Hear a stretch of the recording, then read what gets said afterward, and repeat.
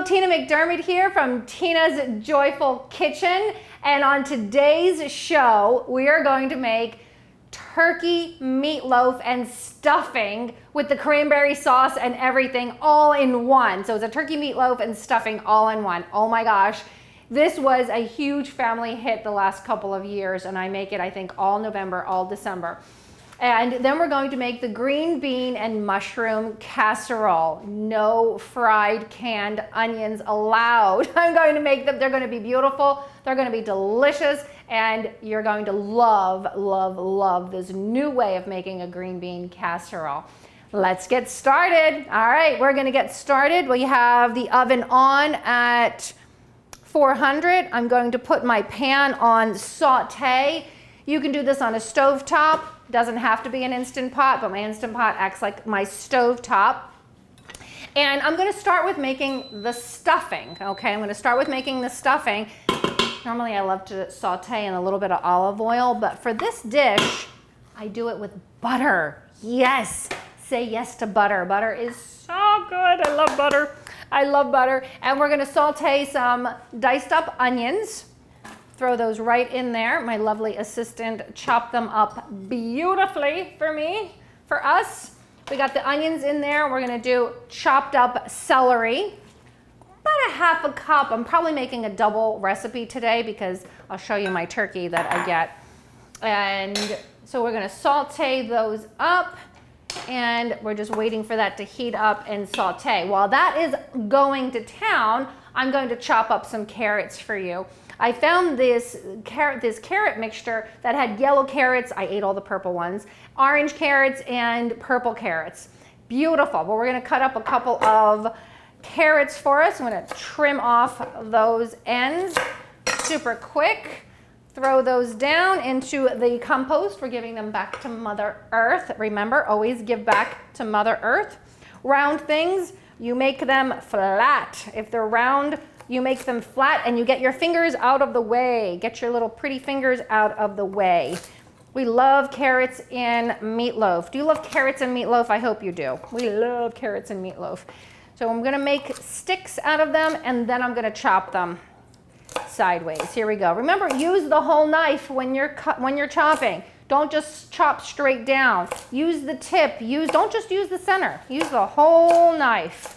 As you see, my lovely assistant, Juliana, my niece, she is helping us make the cranberry topping, the cranberry sauce from scratch. From scratch, we're making cranberry sauce. And it is so simple, simple, simple, easy, easy peasy. Just a bag of cranberries, frozen cranberries at that. You juice an orange and some honey, and then you cook the cranberries over the stovetop for 15-20 minutes until that they all just kind of come together. And that is what she is working on. That is what she is working on. Look how pretty this yellow carrot. When was the last time you had a yellow carrot? So pretty. So pretty. Yes, I think food is gorgeous. Food is delicious. And just remember, food doesn't come from a drive-through, right? Food comes from the farm, from farmers markets, from the supermarket. So make sure that you make your weekly trips to one of those markets to pick up fresh vegetables, fresh fruits to feed yourself and feed your family. Yummy, yummy, yummy, yummy, yummy. I think I'm gonna do one more carrot. One more carrot, chop off those ends. Who are we giving them to? Mother Earth. Giving them off to Mother Earth. Here we go. I like them small because when you're making a meatloaf, you don't want, it'll break it up. It'll break the meatloaf up if it has too big of chunks of things. You know, I'm lazy. I don't always chop everything to the same exact size, but I'm trying my best right now. My niece Juliana did a beautiful job at chopping everything up small. Not I. Thank you, Jules. She goes, yep, yep. All right. So we're going to saute all of that up. I'm going to put a little bit of sea salt in here. We need sea salt full of all the minerals that our body needs, 78 plus minerals in the sea salt versus sodium chloride, the processed salt. I put a half a teaspoon because why? You can always add it, but you cannot take it away. You cannot take it away. freshly ground black pepper. Always do freshly ground black pepper, such a difference. It's the difference between the taste of a fresh potato, fresh mashed potatoes, that's it. Fresh mashed potatoes and mashed potatoes in the instant, in the box. That's the difference, okay? Yeah, we don't want that. We want freshly ground black pepper, and the flavor profile is astounding. It's absolutely astounding. And remember, salt enhances the flavor. Pepper actually changes the flavor. Pepper actually changes flavor. So we're gonna let that saute for a few more moments, and we're gonna get ready with a couple other things. This is sage. What are the holidays without sage? Sage is just such a wonderful, wonderful flavor. And I have a huge sage plant that I've had it for years and years and years, and it just loves, loves, loves to grow. So this is our sage, and I can pick all the leaves off, or I can just chop it right from, I'll just pick some leaves off and throw them in. And fresh is just amazing. I also will pick all of these off and dry them so I can have them throughout the season as well.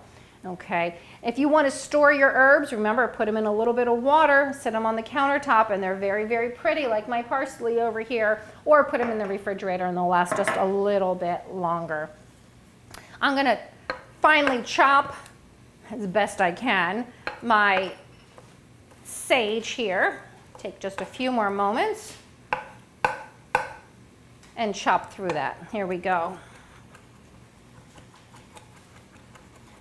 And I'm okay if they're bigger pieces. I hope you're okay if they're bigger pieces. I'll tell you, this dish, huge hit with my family. And when we do family gatherings, I will bring a turkey and stuffing meatloaf. They love it. They love it. Now, you would think that now you'd want to get a bag of stuffing.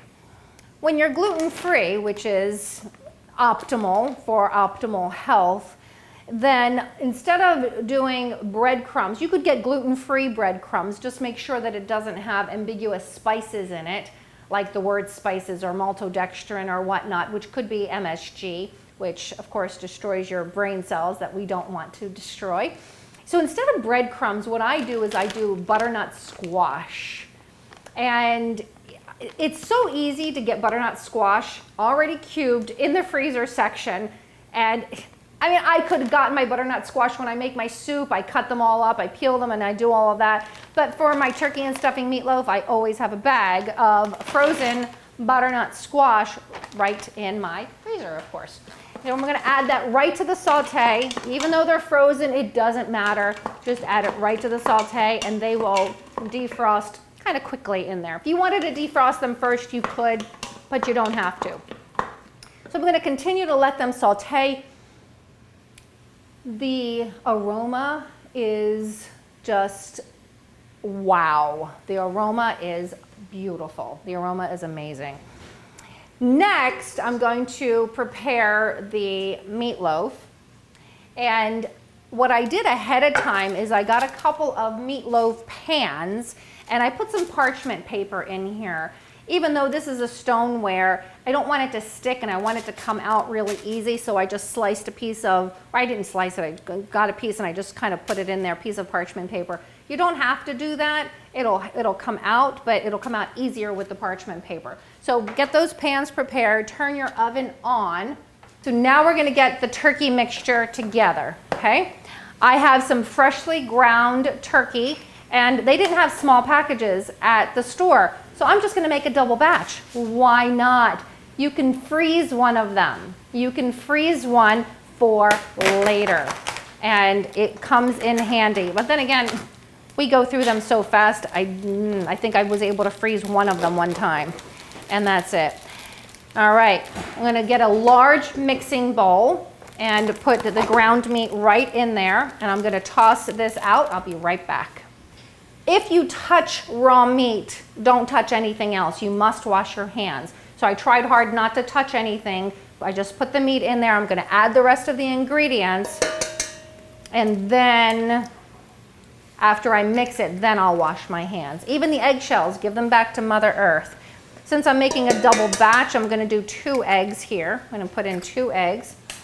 And you know, something happened as I was preparing for this recipe. I thought I would like to put a little bit of almond flour in here. Almond flour acts like breadcrumbs, so I have about 3/4 of a cup of almond flour, and it helps to bind. It helps binding, okay?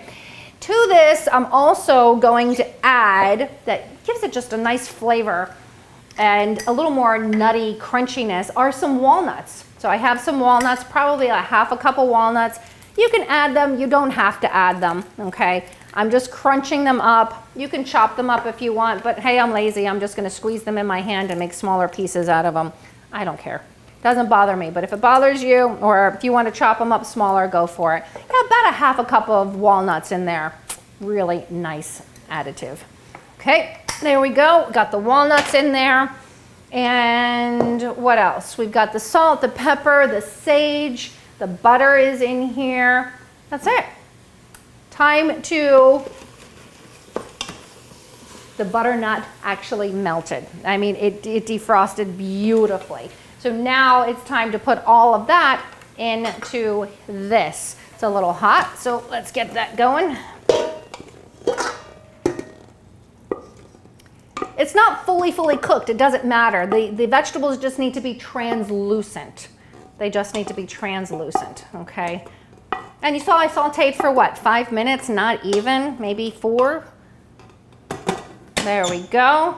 And if the saute mixture was cooled, you can mix all of this with your hands. And since it's not cooled, I'm going to mix it with my handy dandy wooden spoon. Here we go. Just mix it all together in there. You know, if you wanted to put a little Parmesan cheese in here, that just occurred to me that might be a nice additive. Another thing that will be really nice in this is some chopped up parsley.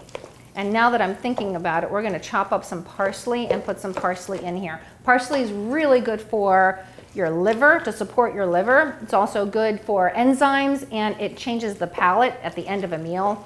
So always eat the parsley that they give you at the end of a meal. Okay.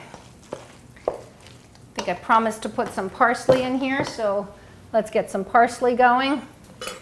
I'm just going to chop it up generously.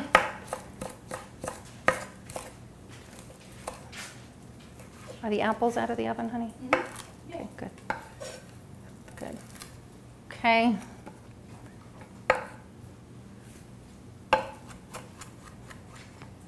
There we go.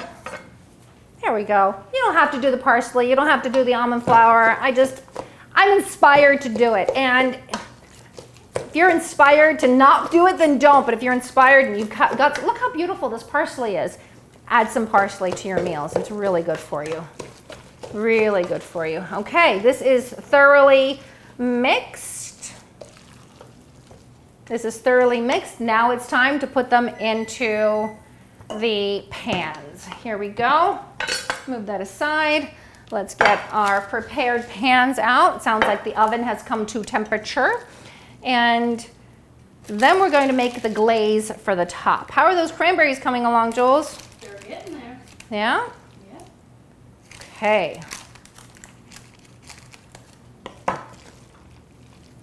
This package normally fits in these 2 containers, so here we go.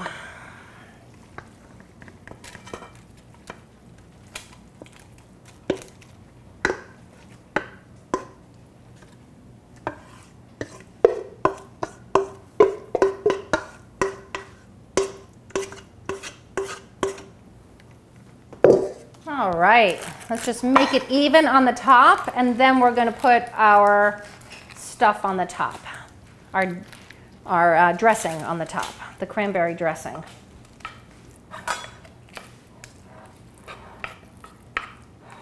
My husband always complains that I change recipes because I'm inspired. I was inspired to add parsley. He might scoff at it, but oh well, I'm going to love it. My niece Juliana's going to love it.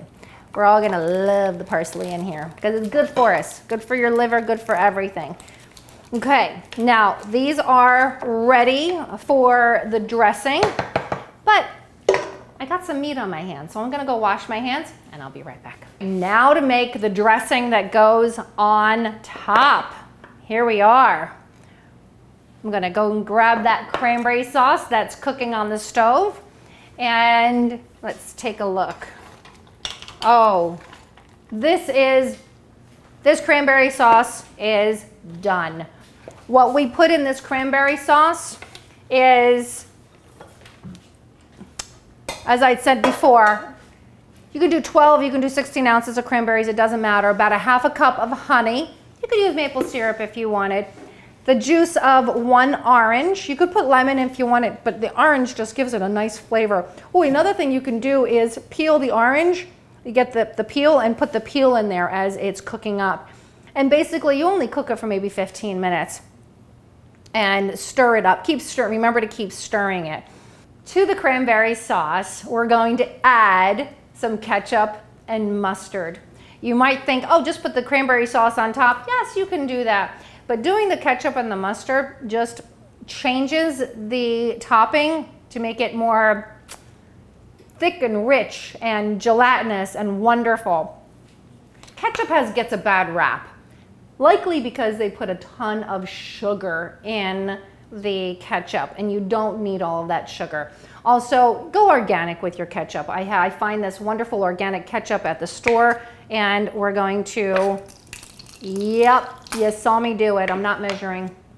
I'm not measuring. Here's some mustard. Nope, didn't measure. When you get the recipe, you'll see exactly how much you're supposed to do, but just plop it in there. It doesn't matter. It doesn't matter. Doesn't matter. It was probably about a 1/4 cup of each of them. And now, don't be shy. Let me move this over so you can see it. Let me move it over. And you're just going to pour this right on top. Be generous.